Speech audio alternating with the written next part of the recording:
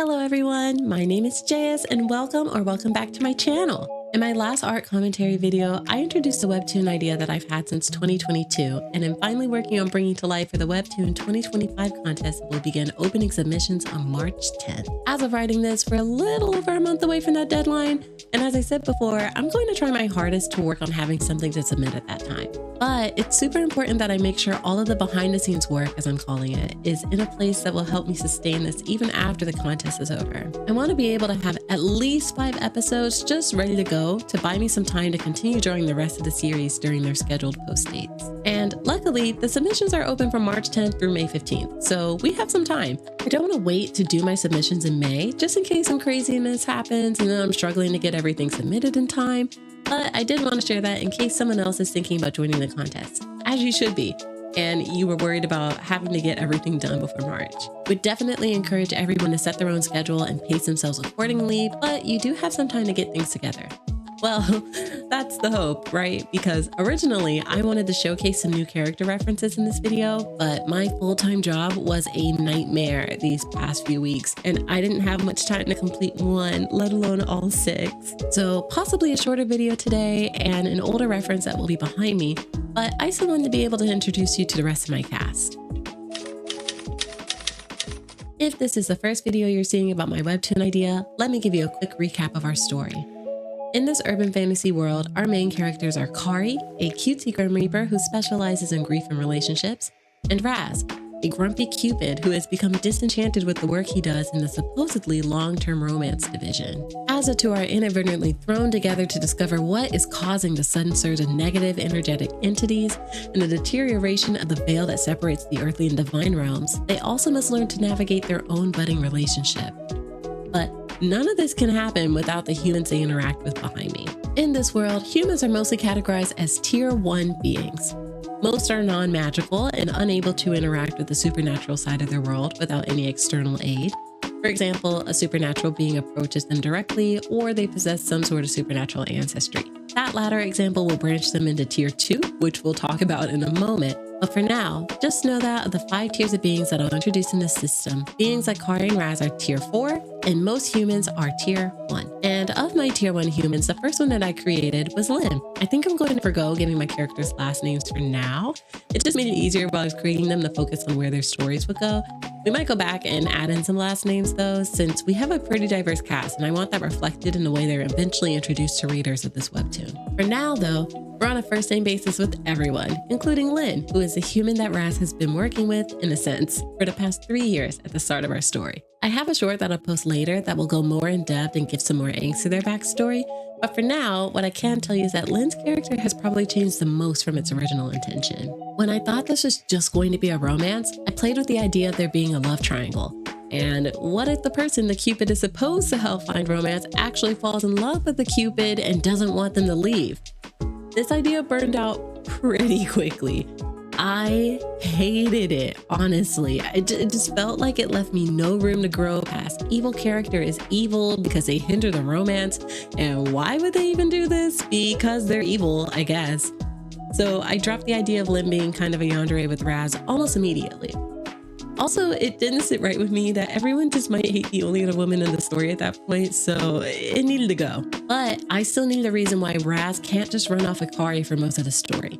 He's got to be called somewhere outside of their budding romance for something, and those two need reasons to want to meet up or to miss each other. And that's when I got the idea that maybe he's stuck here, not because Lynn's in love with him, but because he can't leave until they both complete the task of her finding long-term love. And the issue with that is that the Cupid system requires you to make it past the 3-month mark in whatever relationship you're in before they consider a long-term Cupid to be kind of in the clear to take on another charge or step away from their current one a little more. And unfortunately, though Lynn has had a lot of success when it comes to dating apps or meeting people, she just can't seem to make it past the 3-month mark.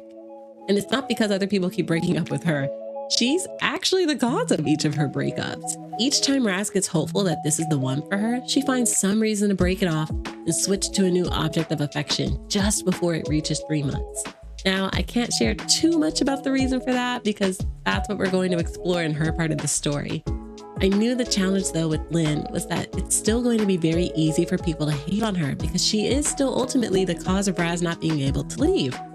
But that meant that I had to really work to balance her out in very obvious good qualities for the rest of the story. Because she isn't the bad guy. She's someone who is discovering what relationships need to look like for her. But she has a lot of challenges navigating that at first. She and Raz, as they'll both come to discover, actually have quite a lot in common with each other and will mirror the other's struggle as the story goes on. I tried to give her this somewhat cold-looking exterior in her design, but it's deceptive. She's wearing a ton of layers compared to the others. She's got a jacket on, she's wearing tights, she has socks. There's a lot to literally peel back with her. And one of the people who helps us peel back those layers with Lynn is Pallavi. She is also a tier 1 human, living with her partner Rowan, who I'll introduce later. Pallavi and Lynn are old friends who get the chance to reconnect at the start of our story. She isn't working directly with the deity in the same way that Lynn is with Raz, but Pallavi does have a white swan as her spirit guide. They're like tier 3 when it comes to the system. Nonverbal, sacred creatures with powers pertaining to the natural world. They can be, either good or bad. Really just kind of depends on the entity. Pallavi comes from a well-off family of doctors and is the oldest daughter of 3. She's currently participating in her clinicals when we meet her, as she's also studying to be a doctor. The only thing is, she really wants to do something with music. She used to be satisfied with only doing it as a hobby, composing her own pieces in the little bits of spare time that she had. But in the past few years, she's been feeling this kind of burning need to have it play a larger role in her life. But there are expectations she feels obligated to meet and so many questions she thinks she needs the answer to. Is she supposed to tell her parents she wants to switch careers before or after the fancy dinners they have where they spend the whole time bragging about how proud they are of her? And would her younger siblings still be free to pursue their creative passions without pressure if she decided she didn't want to follow this job anymore? Is she even good enough to offset the potential loss of job security if she doesn't make it? Needless to say, Pallavi is thinking about quite a lot of stuff, and this can keep her almost paralyzed at times. And to add to that, she struggles a lot with creating and enforcing healthy boundaries between herself and her family so that she's able to explore these things. In a way, that's where her partner Rowan came in. You'll notice behind me at some point that Pallavi and Rowan have very different styles. While Pallavi is very dressed up and fancy looking, a reference to how she feels like she needs to look for her role in society, Rowan is very casual and relaxed. I wanted their colors to represent the earth and sky respectively, because when the two come together, they really balance each other out. Rowan makes Pallavi feel safe to say no in much needed places, and Pallavi helps Rowan feel optimistic about their ever-changing job situation and personal discovery. Rowan was adopted, and in their adulthood, realized that they feel very disconnected from not only their personal family history, but also their Southeast Asian cultural identity. The way that this specifically comes into play in the story is that Rowan is known amongst the humans as a mystic, which is technically tier 2. This tier is reserved for the demigods, humans that either have direct supernatural ancestry, for example, a parent, or have been deified and are now regarded as a cultural or local hero in some way. Mystics are humans who can see and interact with the supernatural side of their world without assistance. So they don't need to be working with a specific deity in order to see or talk to them. This means that Rowan will always be able to see someone like Raz, whereas Pallavi knows that Lynn is working with a Cupid. These are pretty normalized things, but she can't actually see Raz herself. Likewise, Lynn can't see the swan that is constantly around Pallavi, but Rowan can still freely engage with it. Since their adoptive parents are not mystic, Rowan largely has to discover these abilities by themselves, knowing that these are also tied to that familial history and community that they didn't have the chance to grow up with. I'm realizing as I'm writing this now that there's so much stuff with Pallavi and Rowan's characters that I can't get into yet for the sake of the actual story, but just know that everybody is connected somehow. All right, guys, if you made it this far into the video, first of all, thank you. Here's a secret little passcode for you to respond to so I can give you all of my undying love in the comments. What comes first for you, the story or the characters? As I've mentioned before, I happened to start with the characters first this time around, but after making the actual story, I realized there was still a need for me to go back in and add some more characters. Because at some point after making these 3, I realized that Kari didn't actually have her own human to work with, which is kind of necessary so you can learn how her job actually works. So I made Vic. He's a very talented Latinx artist who is known for their emotionally charged and evocative paintings, many of which conveniently seem to show up after he's undergone some sort of sad or traumatic event. They were going to be kind of angsty at first in their design to reflect this, but I like the direction he ended up going in while I was creating his character.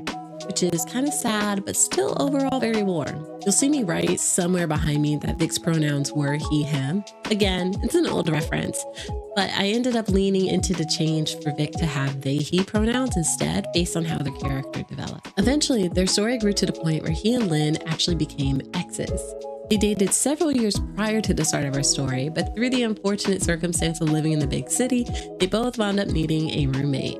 Technically, Lynn and therefore Raz are crashing in Vic's place, but the result of these three being pseudo roommates is the same regardless. Despite their warm-looking design, Vic's story is probably the heaviest of the four humans. I don't want to worry anybody, as this is still supposed to be more wholesome and lighthearted at the end of the day, but Vic's story, without spoiling, does include some mentions of characters passing, both in his familial and platonic relationship.